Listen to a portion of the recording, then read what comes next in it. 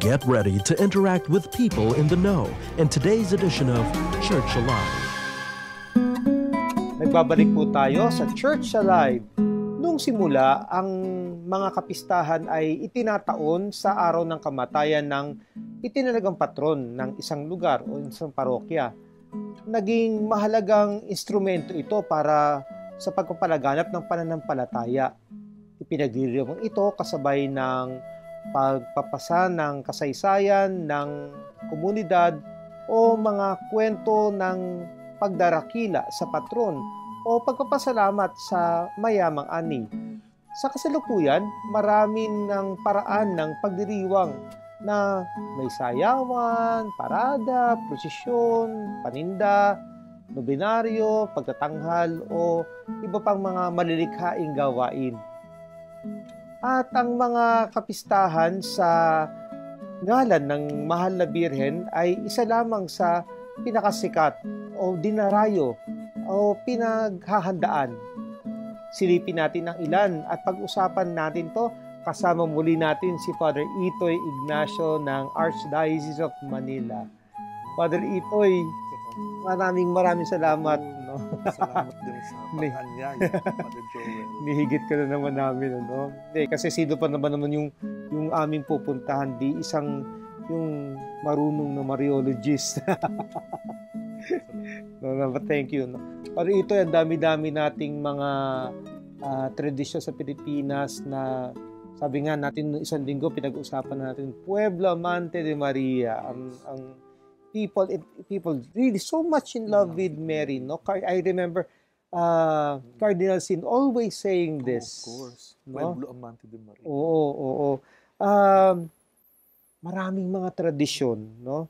Ano ba yung mga, kasi last week nabanggit mo na yung ilan, di ba? Sa Nanabal o kaya sa Manawag, no? Patuloy pa rin yung pagse-celebrate ng pilgrimage season sa Antipolo, no? Sa Malabiran ng Kapayapaan, buong paglalakbay. Ano pa ba yung mga significant Marian celebrations ng mga Pilipino?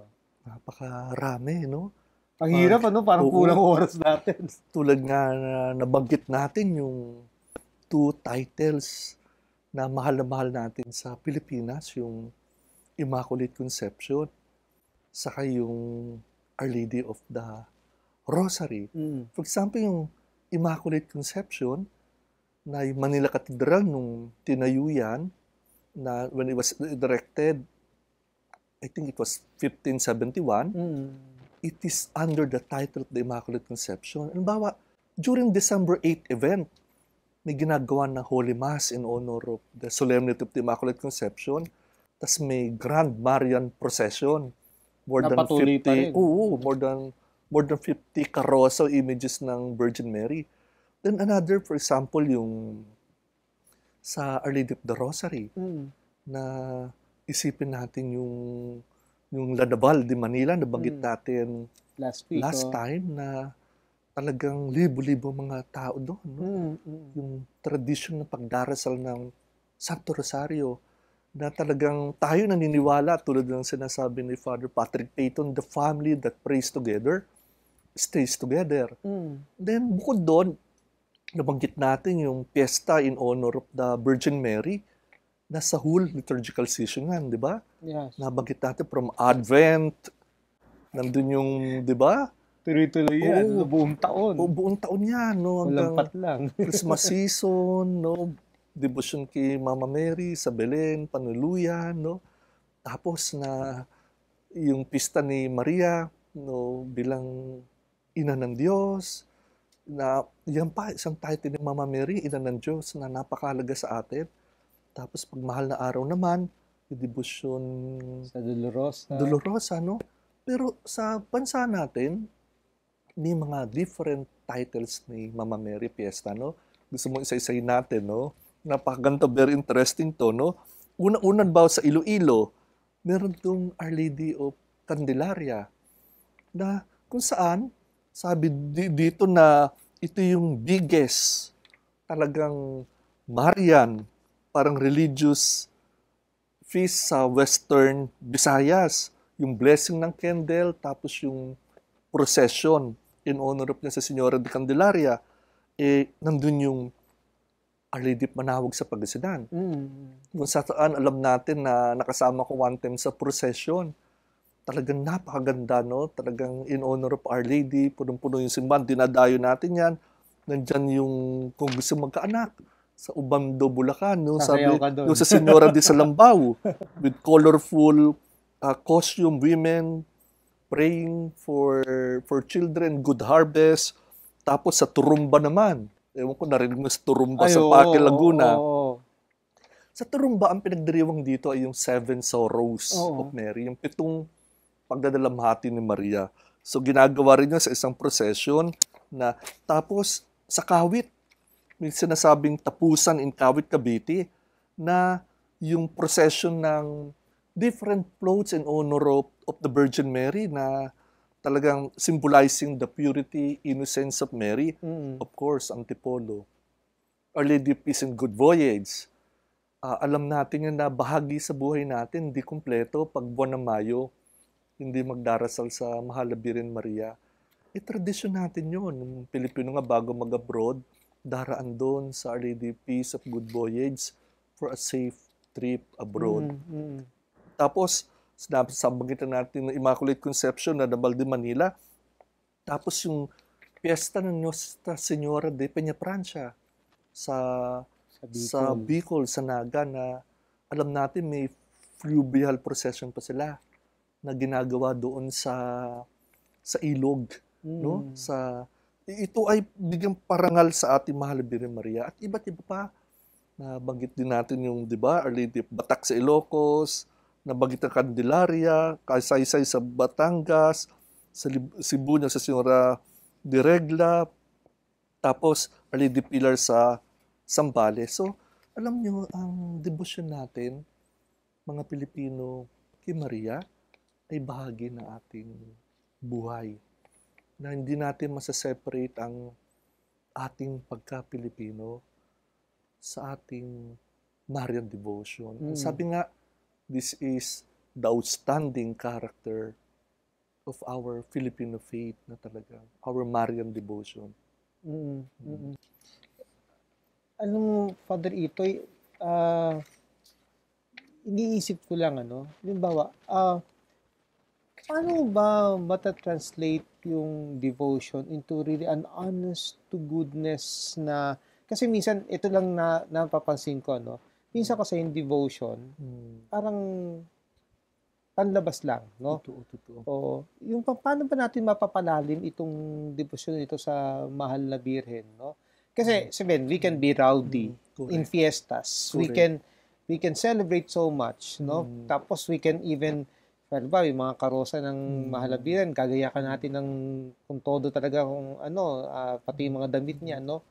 Pero how can this devotion be translated into really a genuine sign of one's faith? Totoo, napakaganda ng sabi mo.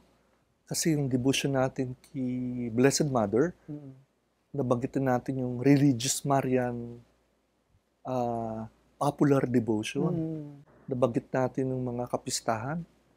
Pero sa ilalim nito, tulad sa sabi ni Pope Francis, must be a personal, deep, intimate relationship with Jesus and Mary. Yung mga kapistahan na to should be an experience of faith. No, talagang napapalalim yung ating pananampalataya. Should be an experience of God para naranasan natin ang Diyos. Kaya nga pag piyesta, magsisimba tayo. Pag piyesta, okasyon yun para tumanggap tayo ng misa o magpabinyag. Tapos yung piyestang yan, sabi, devotion kay Mama Mary, sinabi it must be, God-centered. Nang talagang wag natin kakalimutan yung Christ-centered. Wag natin, parang maranasan natin talaga ang presensya ng Diyos, ni Kristo, sa pamamagitan ni Maria. Tapos sinasabi nga na devotion kay Mama Mary must be, sabi nga, Christological, centered in Christ, also scripturally based. Okay. Na kung novena tayo, hindi lang puro emotion, gano'n, basahin din natin ano yung sinasabi ng banal na Biblia, ng Ebanghelyo, That's right. tungkol sa naging buhay ni Maria. Ang kulang nito, yung devotion natin kay Mama Mary must lead us to the imitation of her virtues na susundan natin si Maria. We will imitate Mary by her faith, pananampalataya, by her hope in God, trust and dependence of God. We will imitate Mary sa pamamagitan ng kanyang pag-ibig sa Diyos, that we will love God with the heart of Mary, to see Jesus with the eyes of Mary. That's right. At napakaganda niyan, and napakalaga itong sinasabi ng devotion natin to our Blessed Mother must lead us, no, sa centrality ng Paschal Mystery, no? Okay. Sa buhay, pagkabuhay ng ating Panginoon sa Kristo. Kaya nga, parang Mary is sharing in the mysteries of the life of Christ, no? Mula ng kanyang pagsilang, sabi rito, yung public ministry, yung kanyang passion, death, resurrection, ganun parang wag natin ihiwalay. Talagang at dapat makita natin na pagsasabuhay ng pananampalataya natin, no? Makilala si Maria, tulad ng nasasabi sa Ebanghelyo, na talagang huwaran siya para sa atin. Kaya, Father Itoy, last question, no?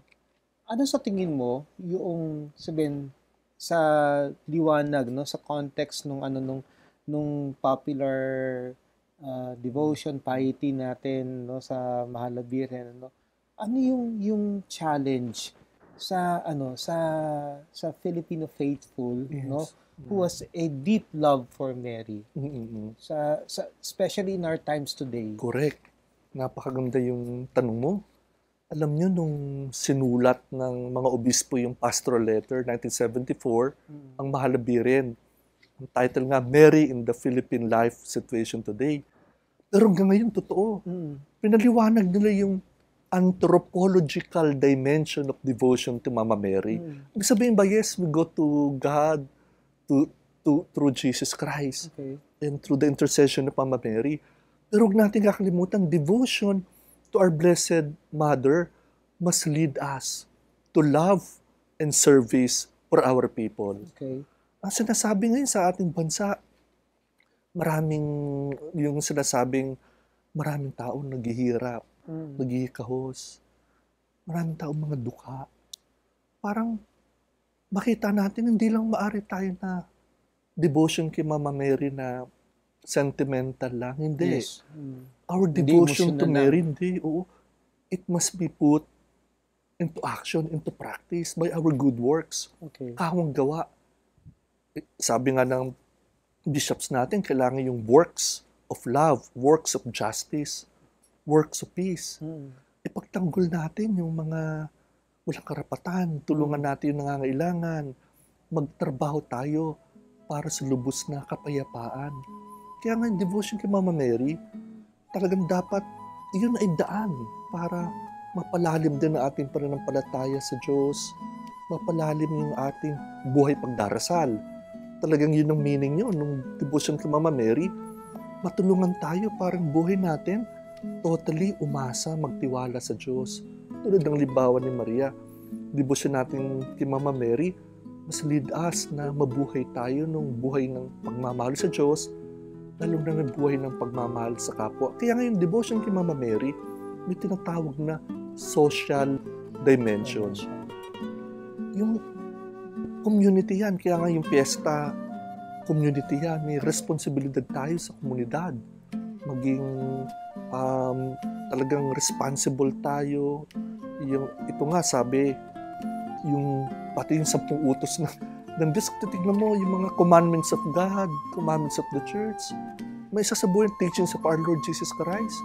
May sasabuhin natin yan, no?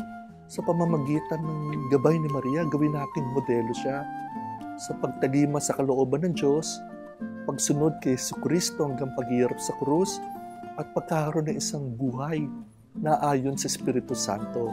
Espiritu ng pananampalataya, Espiritu ng pag-asa, Espiritu ng pagmamahal sa Diyos at paglilingkod sa kapwa. So yung challenge sa atin ngayon na may Marian devotion na hindi lang mahulog sa pangalawa, talagang it must bring renewal, pagbabago sa ating buhay, transformation sa ating buhay. Malalimang usapan, ano? I hope that we will find another moment where Yes, we salamat. can continue this discussion, Yes. ano? Para ito'y maraming salamat. Thank you also very much. At sana sa susunod na pagkakataon mapapagbigyan mo pa ulit Oh, kami. of course. Kumpara kay Blessed Mother. Alam ko naman yan. No? Mga kapatid, magbabalik po tayo sa Family Rosary Crusade.